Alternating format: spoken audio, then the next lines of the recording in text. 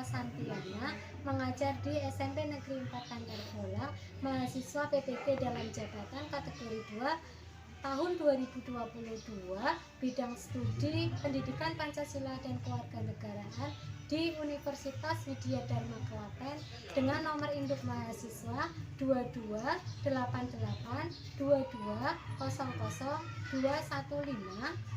Hari ini, Selasa 13 Desember 2022, saya akan melaksanakan uji kinerja dengan materi Kedudukan Undang-Undang Dasar 1945 di kelas 8 menyaksikan.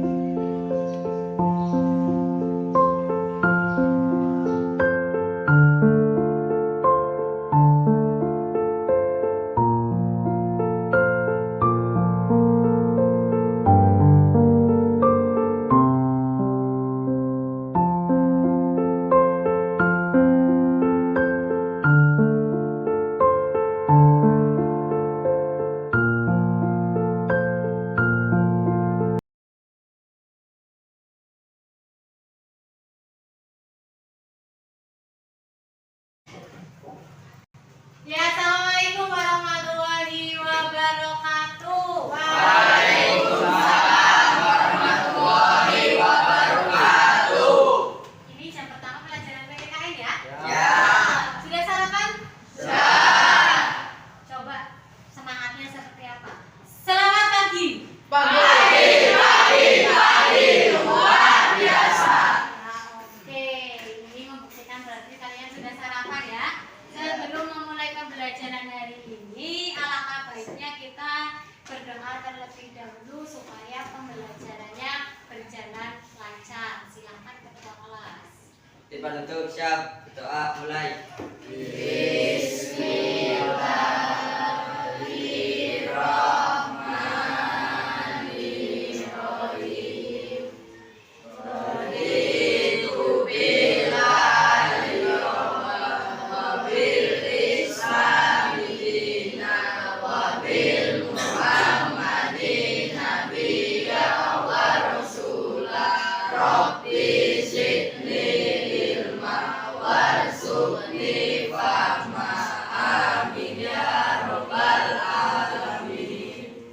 Untuk menumbuhkan rasa cinta tanah air kita kepada bangsa Indonesia, kita menyanyikan lagu Garuda Pancasila. Silakan semuanya berdiri.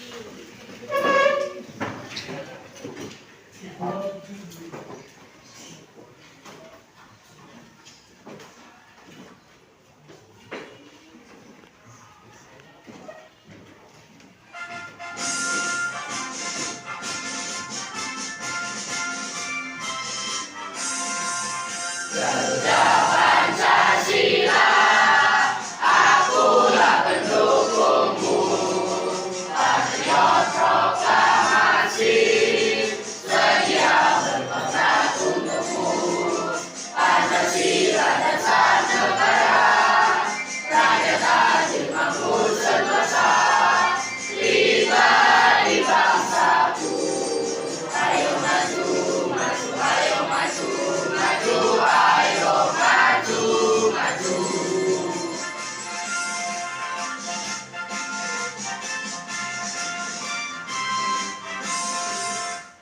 Ya, silakan duduk kembali. Sebelum masuk pembelajaran hari ini, Bu Novi absen terlebih dahulu. Hari ini ada yang tidak berangkat? Ada. Siapa? Fauzi dan satunya Azril. Ya. Fauzi kenapa? Sakit. Azril? Izin. Oke, kenapa? Novi catat dulu. Ya, sebelum pembelajarannya dimulai, silakan kalian cek di dalam seloro kalian dan di bawah meja kalian apakah masih ada sampah. Jika masih ada sampah, silakan dibuang. Itu ada sampah tuh, silakan dibuang. Ayo, silakan. Sudah bersih? Dah. Sudah, ya. Kebersihan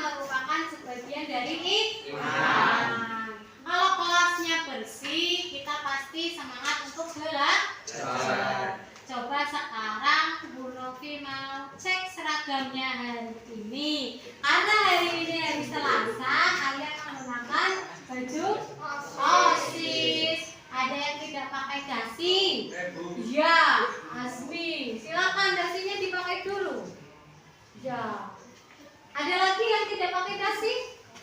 Nggak ada ya? Ya, biasakan menaati peraturan sekolah untuk mencerminkan sikap dari mematuhi undang-undang dasar atau peraturan-peraturan yang ada di Indonesia. Nanti kita akan membahas tentang fungsi dan kedudukan Undang-Undang Dasar 1945. Sebelum masuk ke pembelajaran, masih ada yang ingat tidak? Materi sebelumnya itu apa? Pembukaan Undang-Undang Dasar 1945. Ya, betul sekali. Minggu lalu kita sudah mempelajari makna dari pembukaan Undang-Undang Dasar 1945. Ada berapa alinea anak-anak? 4. Alinea pertama, alinea kedua, alinea ketiga, dan alinea keempat. Alinea pertama bunyinya bagaimana? Pembukaan. Bahwa sesungguhnya kemerdekaan itu Novi mau mengingatkan makna dari alinea pertama. Silakan. Ada yang tahu makna dari alinea pertama itu apa? Angkat tangannya. Ya, silakan. Bangsa Indonesia untuk memerdekakan dan menentang penjajahan. Iya, betul sekali. Beri tepuk tangan. Kalau alinea kedua, ada yang tahu tidak makna dari alinea kedua? Ya, Nadia, silakan. Sebagai suatu penghargaan atas perjuangan bangsa Indonesia. Penghargaan atas bangsa Indonesia yang Telah melepaskan diri dari penjajah. penjajah. Ya, dulu ya Indonesia itu dijajah. Dijajah siapa? Jepang dan Belanda. Kalau alinea keempat, ada tujuan nasional. Masih ingat tidak tujuannya apa? melindungi segenap bangsa, memajukan kesejahteraan umum, mencerdaskan kehidupan bangsa, dan ikut melaksanakan ketertiban dunia. Pintar sekali. Masih ingat ya? Masih sebelumnya. Oke, sebelum kita masuk ke fungsi dan kedudukan Undang-Undang Dasar 1945, silakan buku paket, buku modul, buku tulisnya, pensilnya disiapkan terlebih dahulu.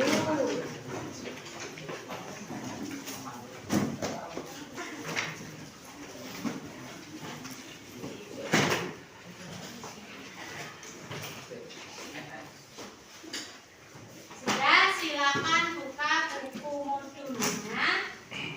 Bab kedua ada di halaman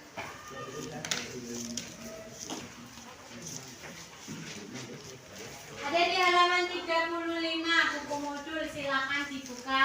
Sudah dipelajari di rumah ya? Sudah, pintar sekali. Nah, kita masuk ke pembelajaran hari ini yang akan kita bahas tentang kedudukan dan fungsi Undang-Undang Dasar 1945.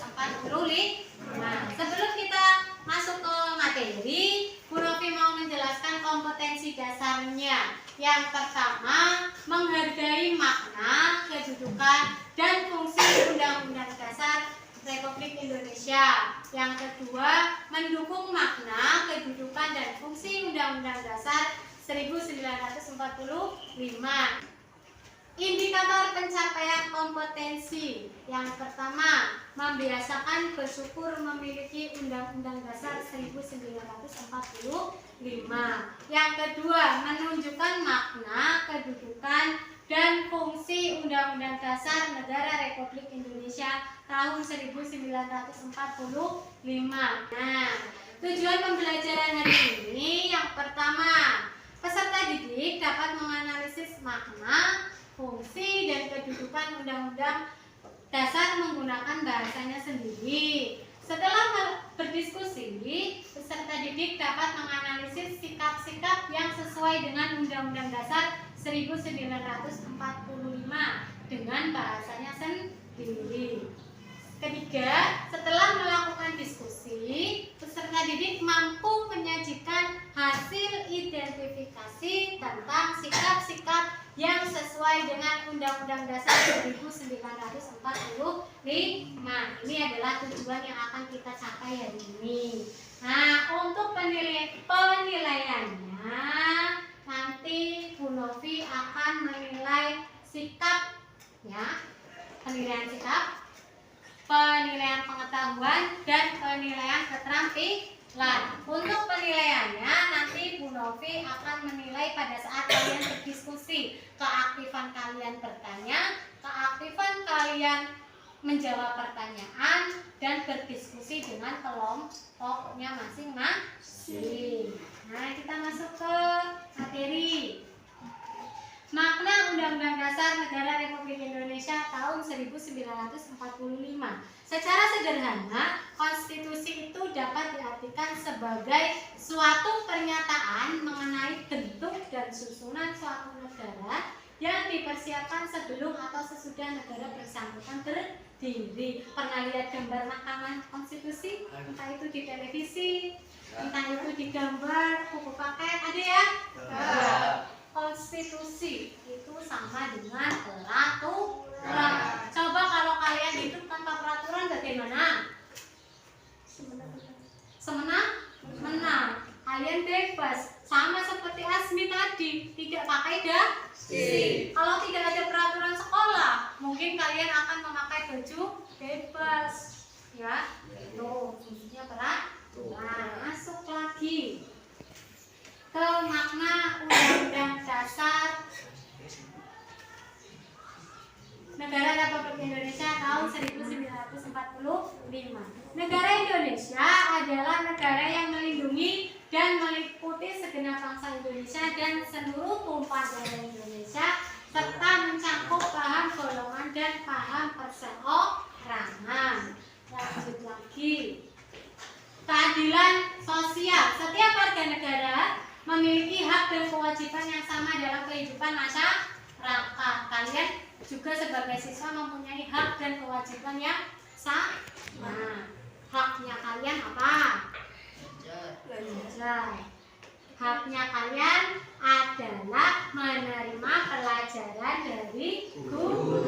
Kewajibannya kalian belajar. Jangan salah hak dan kewajiban ya. Kedaulatan rakyat. Negara Indonesia adalah negara yang menganut paham kedaulatan rakyat yang berdasarkan kerakyatan dan permusyawaratan perwakilan. Ini dijelaskan dalam pasal 1 ayat 3 Undang-Undang Dasar Republik Indonesia, dan yang untuk permusyawaratan rakyat ada di Pancasila, sila ke-4. Pintar sekali.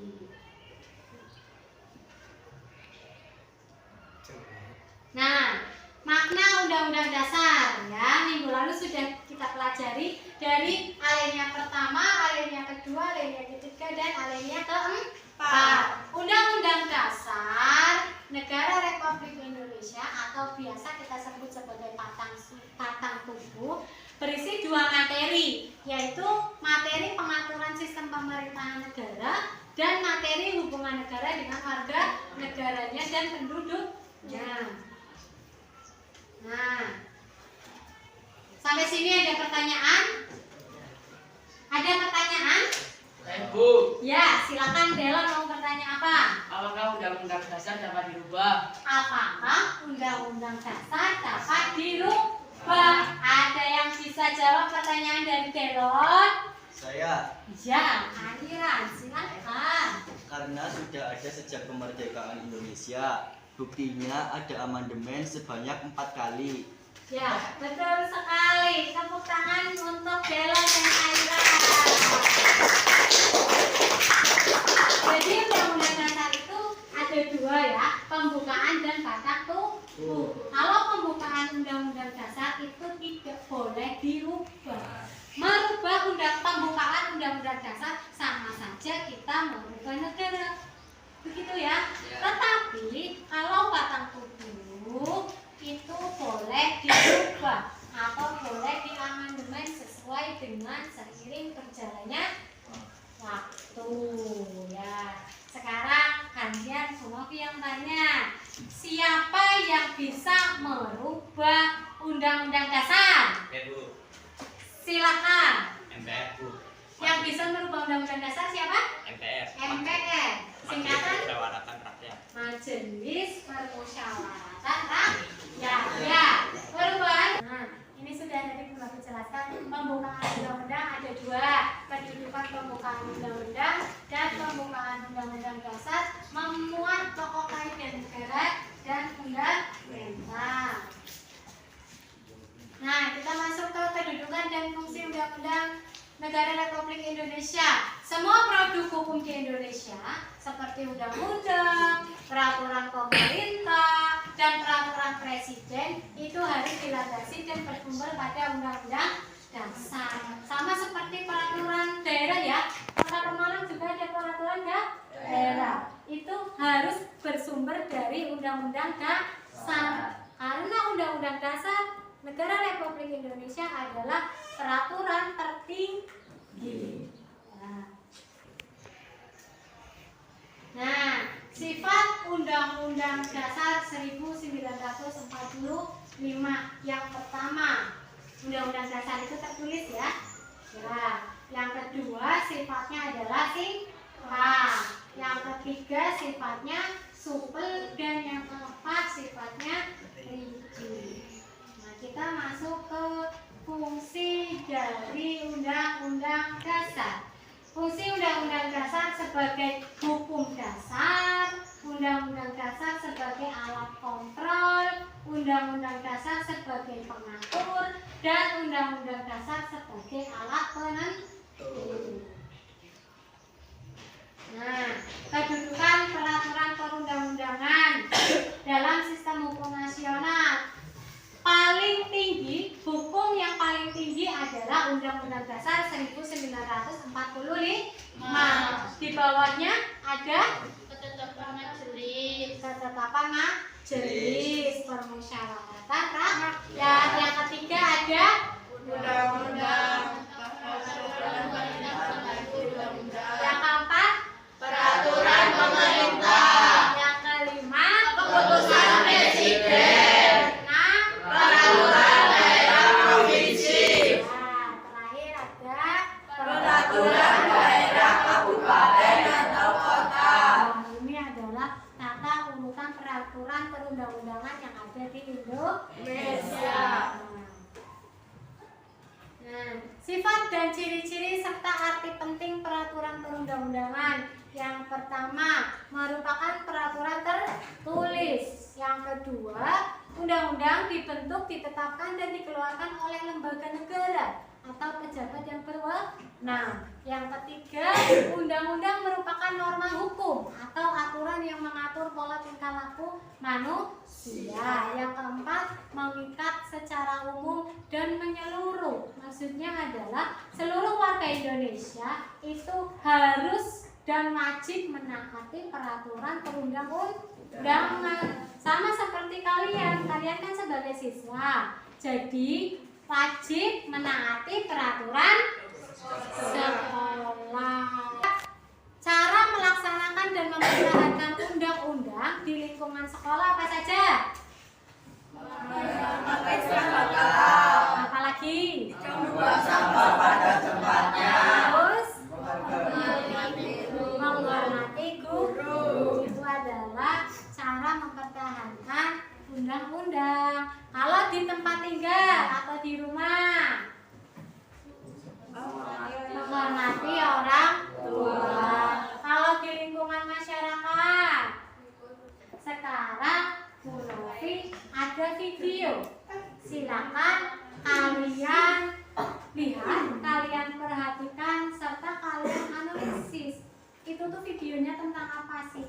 Pasti kalian tahu ini sedang ramai di berita. Ya, apalagi yang laki-laki pasti suka bermain bola. Putar-putar ya. Assalamualaikum warahmatullahi wabarakatuh. Untuk sebagian besar pecinta olahraga sepak bola di Indonesia, pasti tak asing lagi dengan pepatah yang berkata, tak ada sepak bola yang seharga dengan nyawa. Yang nyatanya, ungkapan tersebut dipatahkan oleh fakta-fakta dengan jatuhnya banyak korban jiwa dalam dunia persepak bolaan Indonesia. Aksi fanatisme berlebihan sering membuat fans sepak bola tidak memperhatikan aturan yang ada. Hingga sering terjadi, jika klub yang didukung kalah, maka orang-orang itu seakan tidak terima, sehingga tak jarang mereka membuat kerusuhan, hingga itu turun ke lapangan. Setelah dulu Bang Ben pernah membuat cerita persaingan supporter sepak bola, yang hingga menyebabkan jatuhnya korban jiwa, kini terjadi lagi. Tragedi dalam dunia sepak bola, yang sangat-sangat tragis, hingga menyebabkan ratusan nyawa melayang sia-sia. Tragedi ini terdengar hingga ke seluruh penjuru dunia yang dijuluki dengan tragedi kerusuhan Kanjuruhan. Yang bisa menyimpulkan video yang sudah kalian simak tadi? Saya Bu. Ya, silakan Alga. Tragedi Kanjuruhan adalah tragedi kerusuhan sepak bola di Indonesia. Salah satu penggemar sepak bola yang kalah mengakibatkan penonton turun ke lapangan dan mengakibatkan banyak korban yang meninggal. Ya, kasih tepuk tangan untuk Alga. Tragedi Kanjuruhan itu informasinya, beritanya sudah sampai ke luar negara kita, iya kan? Sampai Nah, kalau kita sangkut pautkan tragedi Kanjuruhan ini dengan peraturan perundang-undangan yang ada di Indonesia, kita sangkut pautkan. Ini adalah melanggar hak dan kewajiban, bahwa hak warga negara Indonesia adalah hak untuk hidup dan hak untuk merasa nyaman. Ya, kalau nonton bola, kapasitas kita masuk lagi ke pembagian kelompok. Nanti kita akan diskusi mencari kasus-kasus yang melanggar peraturan perundang-undangan Indonesia. Kalian diskusi dengan kelompoknya. Silakan kalian bagi kelompok, cari kelompoknya masing-masing. Boleh 4, 5 atau 6 anak. Ya, silakan cari kelompoknya masing-masing.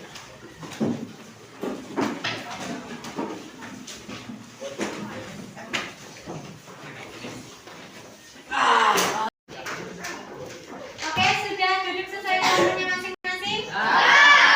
Sekarang perwakilan kelompoknya maju ke depan untuk mengklik dari lingkaran kasus yang ada di depan sini. Ya, silakan kelompok 1 maju. Ya, kelompok 1. Diputar ya, Mbak. Kamu dapatnya apa?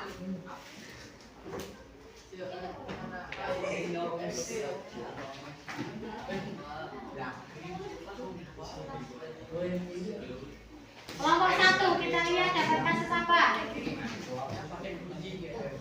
Dapat kasus bullying. Tahu bullying apa? Tahu. Silakan kelompok 1. Ini LKPD-nya, silakan sambil dibaca LKPD-nya. Ya, dianalisis, cari kasus tentang bullying. Kalian untuk kelompok 1 mendapatkan kasus bullying. Kelompok 2 mendapatkan kasus KDRT. Kelompok 3 mendapatkan kasus apa ini? Money politik ya. Money politik kelompok 3. Kelompok 4 mendapatkan kasus putus sekolah. Oke, silakan kalian baca LKPD-nya. Kalian cari tentang kasus yang sudah kalian dapatkan. Boleh ambil di buku paket, boleh ambil di buku modul, boleh cari di HP. Ya, boleh searching, tidak apa-apa. Nanti kalian presentasikan, boleh menggunakan video, ya. Bisa kan edit video? Bisa edit video tidak? Bisa. Nah, silakan kalian edit video. PowerPoint boleh. Kalau kerja kelompok semuanya harus bekerja. Ya, Azmi silakan bekerja. Ya, silakan.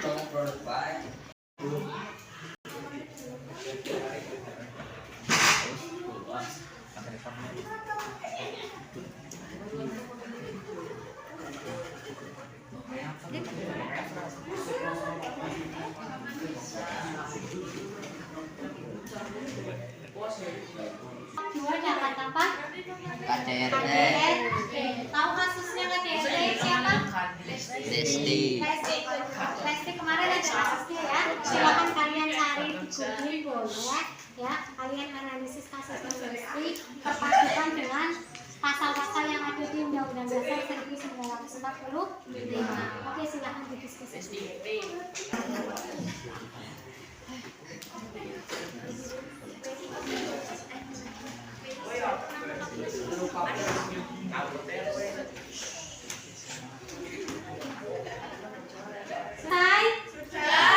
Sudah. Kalau sudah silakan dipresentasikan. Mulai dari kelompok 1. Silakan kelompok 1 maju. Waalaikumsalam warahmatullahi wabarakatuh. Kami dari kelompok 1 akan mempresentasikan hasil diskusi kami berupa video.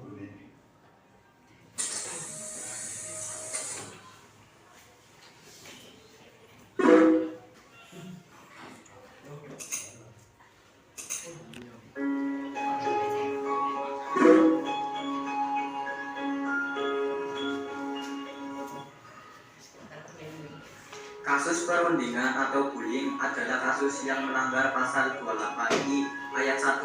Hak untuk hidup, hak untuk tidak disiksa, hak kemerdekaan, pikiran dan hati nurani, dan hak untuk tidak diperbudak. Faktor penyebab bullying adalah 1. Pernah dibullying orang lain, 2. Lingkungan sekolah, 3. Memiliki masalah, 4. Mencari perhatian, 5. Rasa iri, 6. Sulit mengendalikan emosi.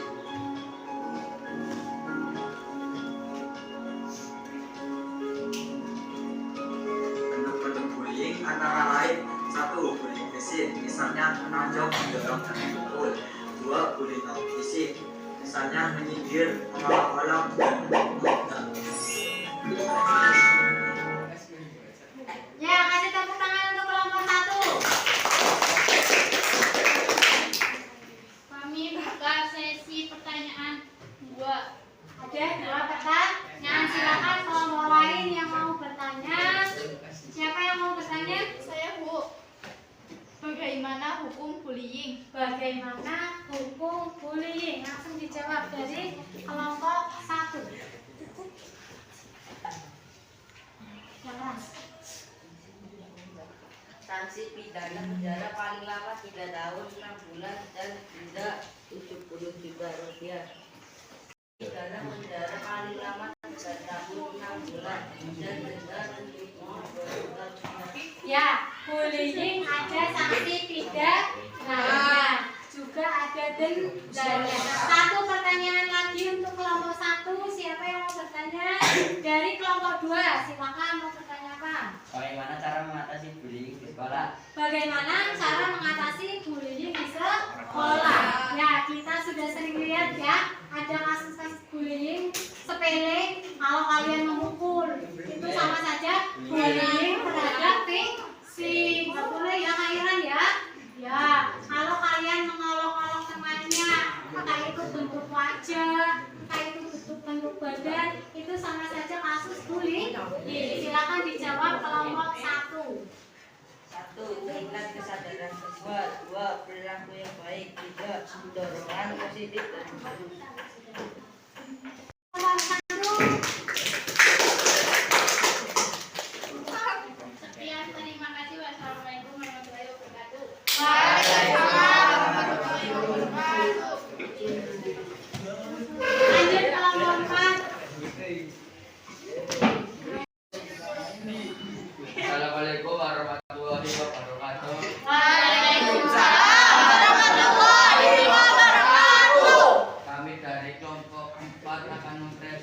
menyaksikan hasil diskusi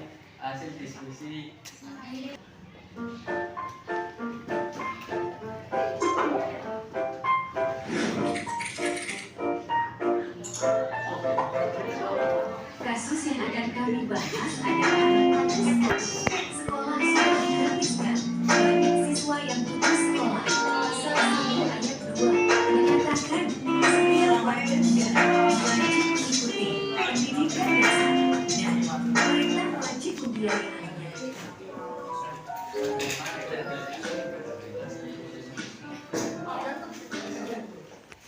Kami akan membuka sesi pertanyaan. Ya, 2 pertanyaan untuk kelompok 4. Silakan ada yang mau bertanya? Ya, dari kelompok 3 ya. Ya, silakan mau bertanya, Pak. Apa akibat jika banyak anak putus sekolah? Apa akibatnya jika banyak anak putus sekolah? Tidak bisa meraih cita-cita. 2. Tidak bisa menjadi generasi yang dibanggakan. 3. Tidak bisa meraih cita-cita yang tinggi. Ya, tidak bisa meraih cita-cita yang tinggi. Ya, mencerdaskan kehidupan bangsa. Kalian bersekolah di sini adalah berupaya untuk mencerdaskan kehidupan bangsa. Ya, tepuk tangan untuk kelompok 4. Ngantuk tidak? Ngantuk. Ngantuk.